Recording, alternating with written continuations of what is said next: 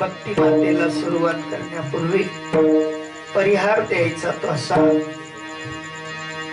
आपलं पुण्यक्षेत्र बारडोली आणि बारडोली पुण्यक्षेत्रामध्ये मांगी फडिया नाही का,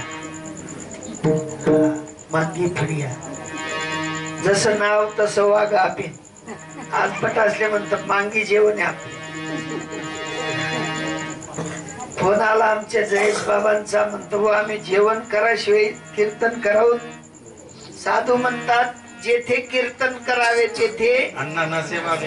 हा, पण भाग्य असेल ज्या ठिकाणी साधू संतांचं भोजन घडतं, नामधारकांचं भोजन घडतं, ते ठिकाण पवित्र असतं. असे हृदयाने पवित्र असलेले रवींद्र साहेबराव पाटील यांच्या वडिलांची आज 10व्या प्रित्यर्थ सेवा तुमच्या आपल्या सगळ्यांच्या वाटेला आली.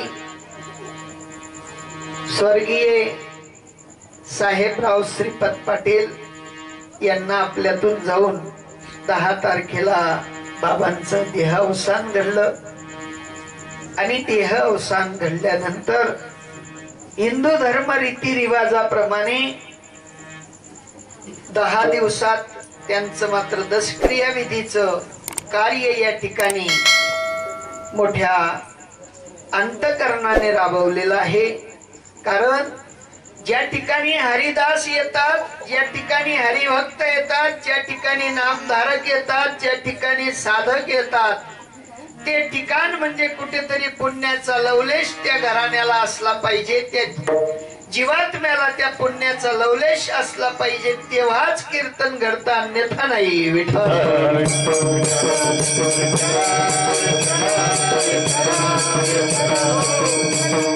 बारकाईने जर विचार केला, अलीकडे फॅशन झालेली आहे आणि फॅशन युगामध्ये माझ्या साधूंची धुरा धर्माचं कार्य ज्या ठिकाणी मात्र 10व्या प्रित्यर्थ ठेवलं जातो, त्याच्या पुण्याला कुठेही पारावार नाही.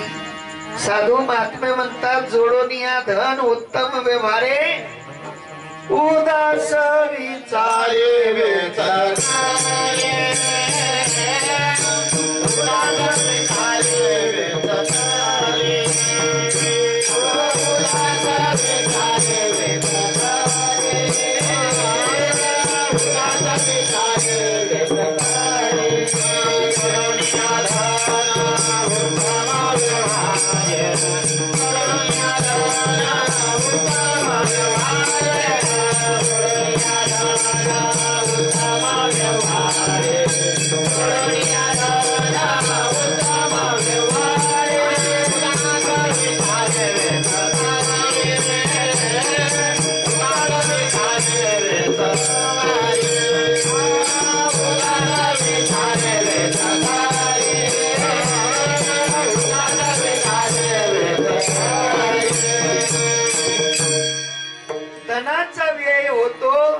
वापरलं जातं, पण चांगल्या कामात ज्याचं धन वापरलं जातं, सत्संगासाठी म्हणा,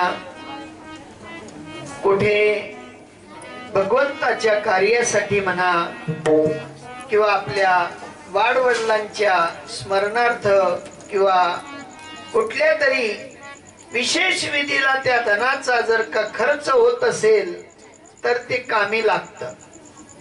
अन्यथा धन कितीही असू द्या, पण त्याचा जर वापर चांगल्या कार्यासाठी होत नसेल, भगवत भक्तीसाठी होत नसेल, सत्संगासाठी होत नसेल, तर ते धन काही कामाचं नाही. आपल्या घरा एवढाले लोकांचे बाथरूम असतात, पण अंतकरणात भगवंताबद्दलची कुठली थोडीशी मात्र जागा नसते. रवी बाबा एकटेत का अजून भाऊ आहेत? हा, साहेबराव बाबांचे 2 भाऊ आहेत.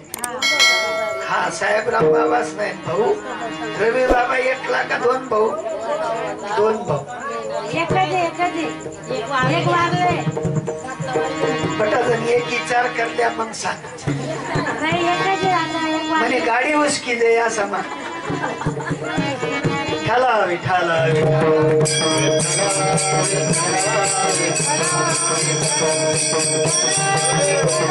दोन भाऊ होते, एक भाऊ स्वर्गवासी झाले आणि रवी बाबा आता हल्ली पूर्ण बाबांचे एक सुपुत्र आहेत. त्यांच्याकडे असलेला परिवार असेल, मुलबाळ असतील, ज्यांना मात्र वारसाई दिली असे साहेबराव बाबांनी आपल्या या देहाचा या ठिकाणी परित्याग केला आणि आपल्या पुनर्जन्मासाठी त्यांनी मात्र उद्योग सुरू केला.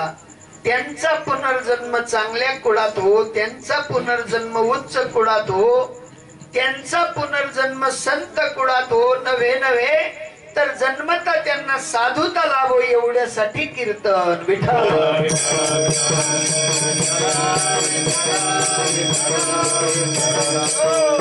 अन्यथा बारकाईने जर विचार केला तर 10 दिवस तो जीवात्मा याच ठिकाणी फिरत असतो. अनादी काळापासूनच्या भरकटंतीमध्ये मनुष्य देह प्राप्त झाला. मनुष्य देह प्राप्त झाल्यानंतर त्या मानवाने सगळ्या गोष्टींशी प्रेम लावलेलं असतं आणि ते प्रेम एका क्षणार्धात मात्र तुटत नाही किंवा सुटत नाही. तो जीवात्मा जरी देह त्यागून गेला असला तरी 8-10 दिवस मात्र त्या प्रेमाची लागणी त्या जीवाला असते आणि त्या 10 दिवसात तो जीव याच ठिकाणी असतो. पण साधूंची कथा ऐकली, संतांचा समागम ऐकला, भगवान परमात्म्यांची भक्ती ऐकली तर त्या जीवाला मात्र उपरती येते आणि तो जीव आपल्या परमधामाकडे जातो, यात संदेह नाही विठ्ठल.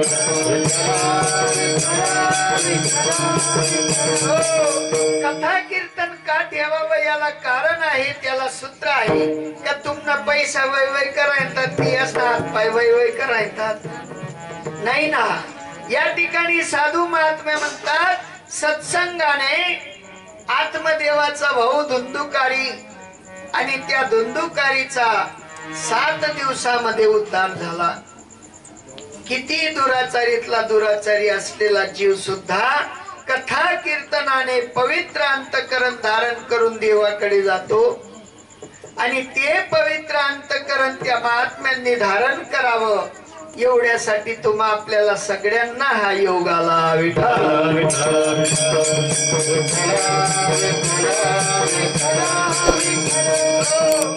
बाबा निघून गेले, साहेबराव बाबा निघून गेले, पण वारसाईसाठी सांगून गेले सत्संग करजा. कथा भागीरथी स्नान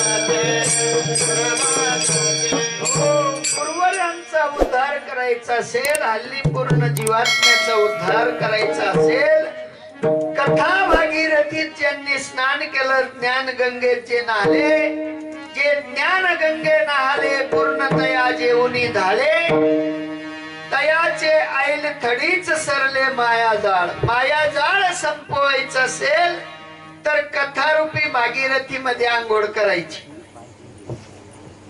आम्ही आंघोळ करतो, गंगा माझा सूत, नर्मदा माझा सूत, पण वरवर आणतोय सनी सुद्धा आत काही अंग धवात नाही. कारण तीर्थाच्या ठिकाणी वरी चर्म प्रक्षालन होतं, पण साधूंच्या ज्ञान गंगेमध्ये अंतकरणाचं निर्मळत्व तयार होतं आणि ते अंतःकरणाचं निर्मळत्व तयार करण्यासाठी कथारूपी भागीरथीत स्नान करण्याचा हा योग, पूर्वजांना उद्धरण्याचा हा योग तुमच्या आपल्या पदरी आला. हा सामान्य योग नाही. इतक्या महात्म्यांना तुम्ही आमंत्रण देऊ सुद्धा ते आले नसते. आले असते का? या तांदूळ ठेवले तुमना दारावर, आपणाकडे लग्न आहे याच्यात काही बी बहाणा काढ देतात, पण कोणी येत नाही. का येत नाही? तर हा भौतिक युगाचा खेळ आहे. आणि या भौतिक युगामध्ये, धावपळीच्या युगामध्ये कोणाकडे कुठल्याही प्रकारची सवलत किंवा टाइम नाही. पण साधू महात्मे म्हणतात योगाने मात्र सगळं घडतं. आणि ती पुण्याई असेल आपल्या साहेबराव दादांची, की त्या पुण्याईने हा कथा भागीरथीचा योग आला. कथा भागीरथी सामान्य गोष्ट नाही. हा संत महात्मे म्हणतात स्वर्गीचे अमर, हा मृत्यू लोकी व्हावा जन्मा भा. कशासाठी? तर नारायण नामे होऊ जीवन मुक्त, म्हणावे पतित वेडोवेळा. तुम्हा आपल्याला सुद्धा नारायण नामाचा ध्यास लागावा. एवढ्यासाठी स्वर्गातले देव सुद्धा लालायित होतात. आणि मग इथल्या महात्म्यांनी जर का त्या लालायतीमध्ये आपलं परिपूर्णत्व अंगीकारून घेतलं तर नुकसान तरी कुठे आहे. आणि म्हणून साधू संतांना सांगावं लागलं की बाबा, स्वर्गीचे पूर्वज आशीर्वाद देती आणि कल्याण इच्छिती सर्व काळ. केव्हा घडेल हे?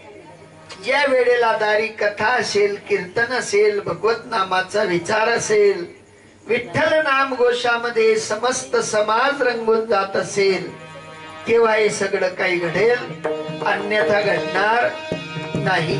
तुम्ही आपण बसून राहिलो असतो, 10व्याच्या आदल्या रात्री गप्पा चालतात. इतक्या गप्पा रंगतात, इतक्या गप्पा रंगतात की त्याच्यात भगवत चिंतन एकही व्यक्तीकडनं केलं जात नाही. पण निमित्त व्हावं लागतं एखाद्या महात्म्यांना. आणि ते निमित्त झाले म्हणून चालत्या फिरत्या जीवांना सुद्धा माझ्या परमात्म्याच्या भक्तीचा आशय करतो, यात संदेह नाही.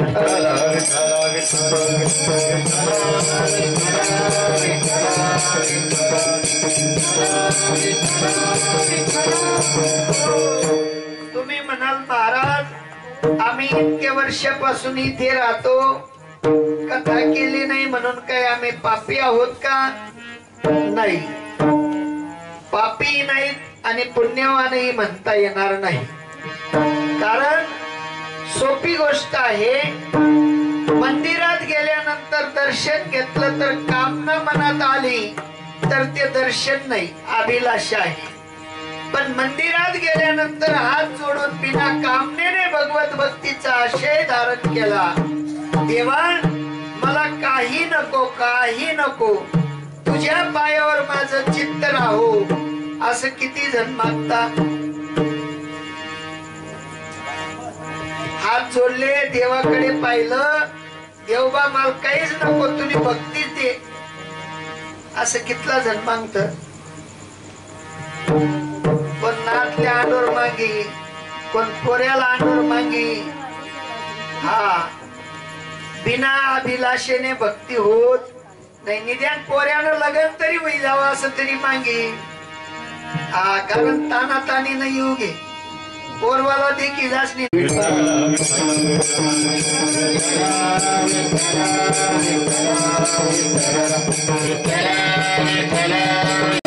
संतांनी सांगितलेलं आहे की बाबा तुम्ही या नरदेहात आलात ना, तर नरदेहात येऊन तुम्हा आपल्याला काय करायचं आहे? खावं प्यावं ल्यावं नेसावं, आलं की निघून गेलं, या पद्धतीचं जीवन आपल्याला जगायचं नाही. या ठिकाणी एक पद्धत साधू संत शिकवतात की बाबा तुम्ही आपण अनादी काळापासूनच्या या काळचक्रामध्ये फिरत फिरत फिरत फिरत इथपर्यंत आलो. अनंत काळापासून अनंत योनींमध्ये जन्म घेतला. सुख आणि दुःखाचा सागर ओलांडत ओलांडत ओलांडत इथपर्यंत आलो. आणि इथपर्यंत आल्यानंतर आपल्याला काय करायचं आहे तर संत महात्मे म्हणतात, मनुष्य देह निध साधेल ते साधा सिद्ध. या ठिकाणी सिद्ध होण्यासाठी आपल्याला मनुष्य देह भेटला. मनुष्य देह म्हणजे एक जंक्शन स्टेशन आहे. कुठलं स्टेशन? उधना जंक्शन. तिथून मुंबई बी जाता येतं, पुणा बी जाता येतं, बेंगलोर बी जाता येतं, गोवा बी जाता येतं, इकडे अहमदाबाद जाता येतं, दिल्ली जाता येतं, वाराणसी जाता येतं, काशी जाता येतं, प्रयाग जाता येतं. कुठलाही प्रवास त्या ठिकाणी असुरक्षित नाही. सुरक्षित प्रवास जसा जंक्शन स्टेशन वरून करता येतो, तद्वत मनुष्य देह सुद्धा एक जंक्शन स्टेशन आहे.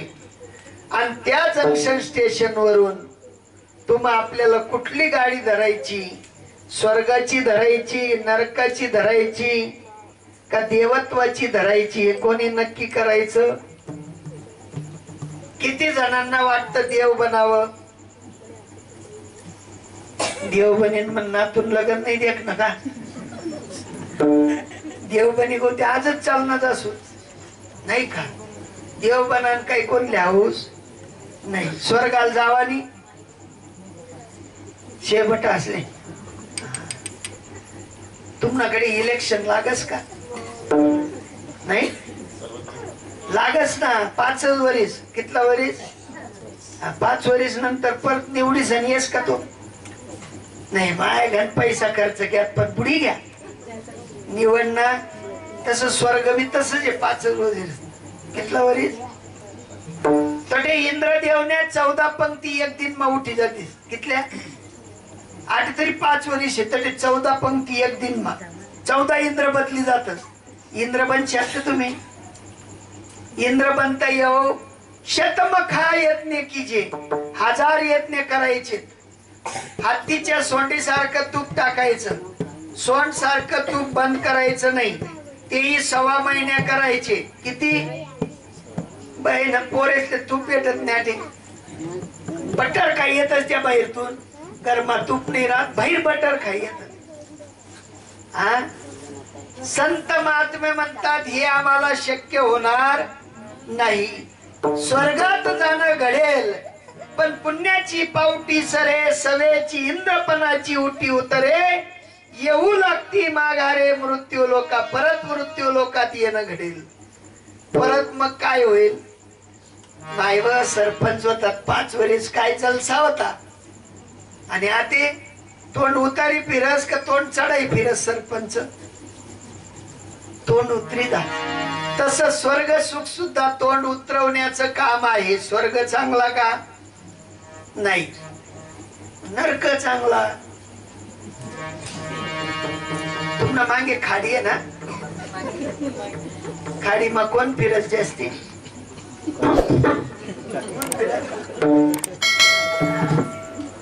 ते चांगलं, तेही चांगलं नाही. स्वर्गही चांगला नाही, नरकही चांगला नाही. पण साधू महात्मे म्हणतात पाहवे आपुनाशी आपण, तया नाव खरे ब्रह्मज्ञान.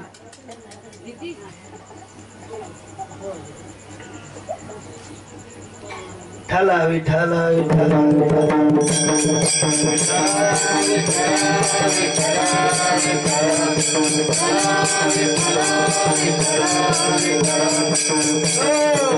संतांचा उदीम आहे. संत महात्मे म्हणतात ज्याप्रमाणे तुम्ही उठल्याबरोबर आरशाला जाऊन पाहतात, आरशात स्वतःला पाहतात का दुसऱ्याला पाहतात?